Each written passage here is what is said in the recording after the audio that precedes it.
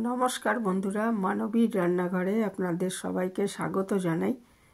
আমি আজকে কোনো রান্না করা রেসিপি নিয়ে আসিনি, শুধু স্ট্রবেরি জুস কিভাবে বানায় এটাই দেখাবো আপনাদের।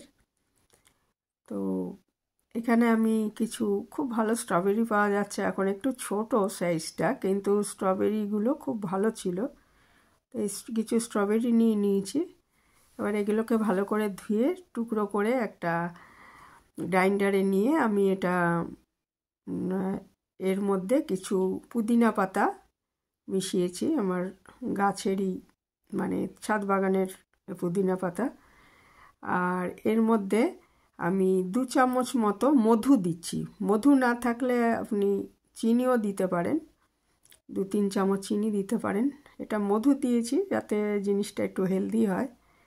আর তাছাড়া এর মধ্যে আমি একটু পাতিলেবুর রস দিয়ে দিচ্ছি।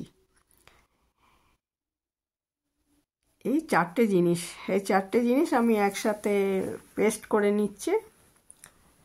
পরিমাণ মতো 1 গ্লাস মতো জল দিয়েছি, দিয়ে এটা পেস্ট করে নিচ্ছি।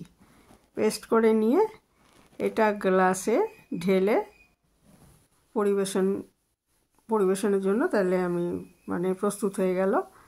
তো এটাকে ইচ্ছে করলে ফ্রিজে রেখে ঠান্ডা করে খেতে পারেন, তবে এখনও তো সেইভাবে গরম পড়েনি, কাজে এমনিও খেতে পারেন, অথবা ফ্রিজে রেখে ঠান্ডা করে এটা খেতে পারেন। সুস্বাদু এবং হেলদি স্ট্রবেরি জুস তৈরি হয়ে গেল। এই ছিল আমার আজকের ছোট্ট একটা ভিডিও। আশা করি সবাই ভালো আছেন। আজ এখানেই শেষ করলাম।